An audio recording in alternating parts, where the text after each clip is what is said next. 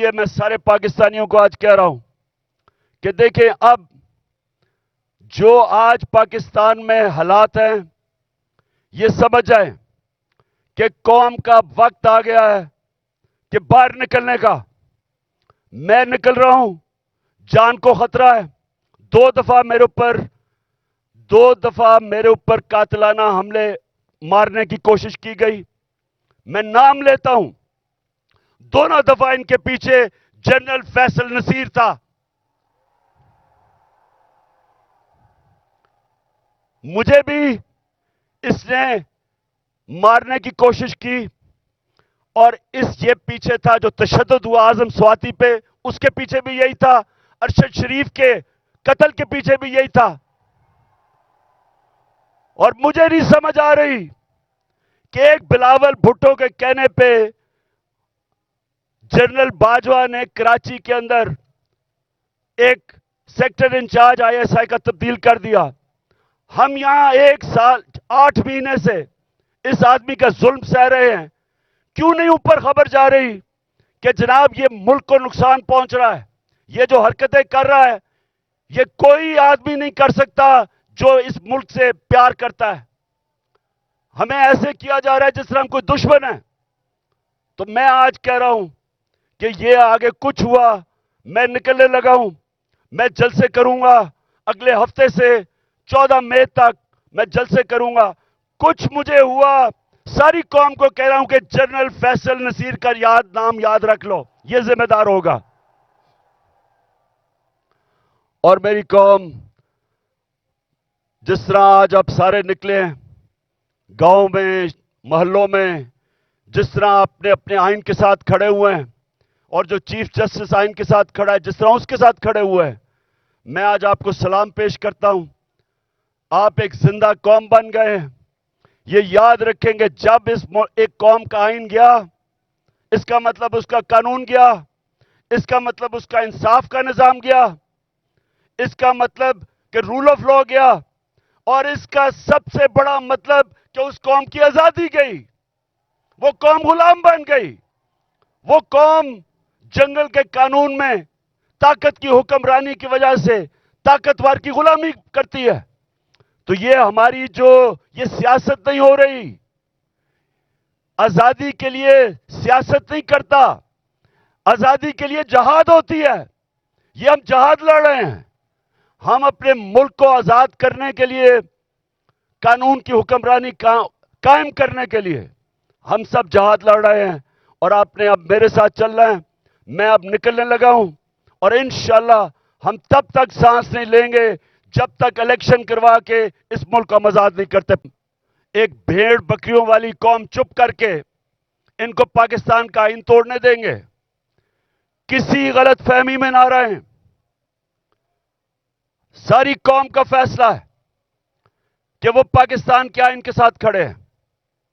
اور chief justice کے اوپر جس طرح کا پریشر ڈالا جا رہا ہے, جس طرح اس کے خلاف پروپیگنڈا کر رہا ہے یہ مافیا, جو ججز کے خلاف پروپیگنڈا کر رہا ہے, میں آج یہ مافیا کو بتانا چاہتا ہوں کہ ساری قوم اس ملک کے آئین اور اس ملک کے ججز کے ساتھ کھڑی ہے جو آئین کے ساتھ کھڑے ہیں.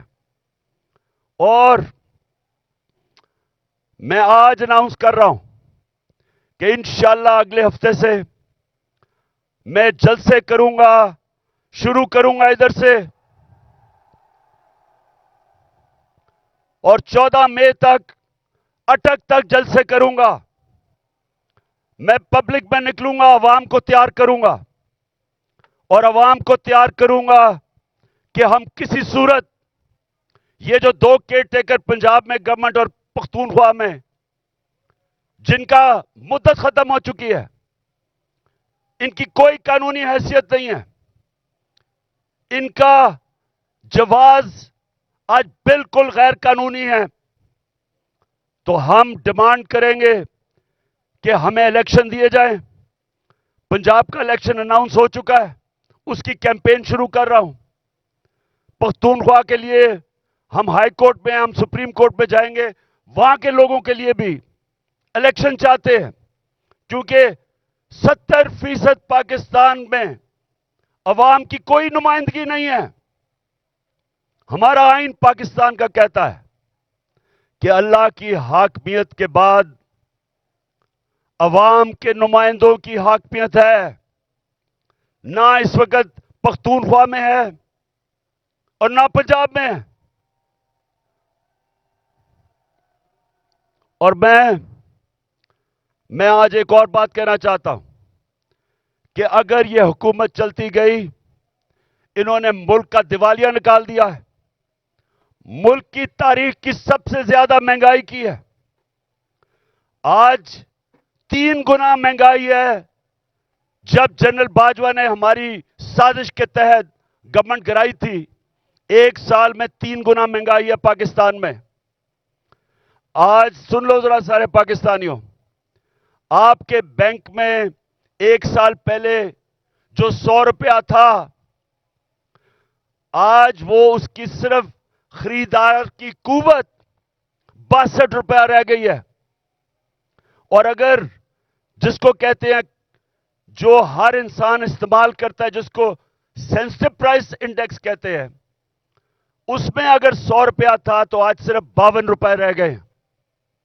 یعنی کہ تقریباً آدھا پیسہ ہو گیا آپ کا 1 سال کے اندر، جب سے یہ امپورٹڈ کرپٹ لوگوں کی حکومت آئی ہے، این آر او والی حکومت آئی ہے. تو جب انہوں نے ملک کا دیوالیہ نکال دیا، تاریخی قرضے لے لیے، مہنگائی میں لوگ ڈوب رہے ہیں، فیکٹریاں انڈسٹری بند ہو رہی ہے، بے روزگاری بڑھ رہی ہے، اور اس کے علاوہ دنیا میں پاکستان ذلیل ہو رہا ہے. جو بلاول بھٹو ہندوستان گیا ہے،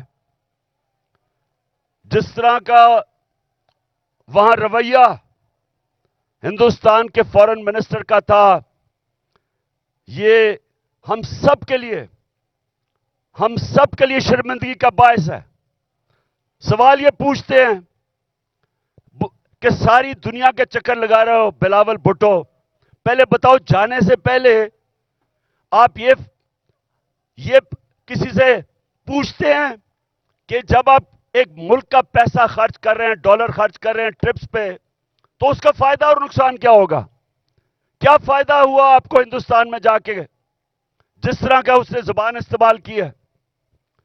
اور میں آج ہندوستان کے فارن منسٹر کو بھی کہنا چاہتا ہوں کہ کیا آپ میں کوئی تہذیب نہیں؟ کیا آپ میں کوئی ایٹیکیٹ نہیں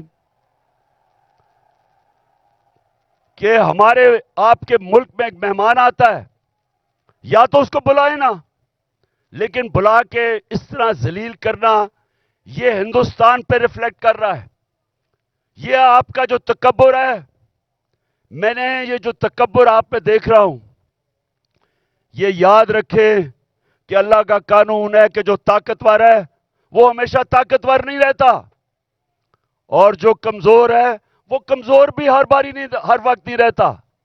انشاءاللہ ہمارا ملک اٹھے گا اور قانون کی حکمرانی کے اوپر ہم کھڑا کریں گے، رول آف لا پہ اس قوم کو کھڑا کریں گے، اور انشاءاللہ ایک عظیم ملک بنائیں گے. لیکن اس سے پہلے ملک میں الیکشن کی ضرورت ہے. اس ملک میں الیکشن ہو، عوام کے نمائندے اوپر آئیں. یہ جو گھس بیٹھی ہے سازش کے تحت، پیسے چوری کے پیسے سے لوگوں کو خرید کے، اور یہ جو اوپر آ کے بیٹھے ہیں، یہ جب تک ہے ملک نیچے جاتا رہے گا. یہ جو جنرل باجوہ نے تحفہ دیا ملک کو، جو اس ملک کو تباہی، جو جنرل باجوہ نے ملک سے کیا ہے، کوئی دشمن بھی نہیں کر سکتا تھا. کوئی دشمن 1 سال میں پاکستان کو وہ نقصان نہیں پہنچا سکتا تھا جو جنرل باجوہ پہنچا کے گیا.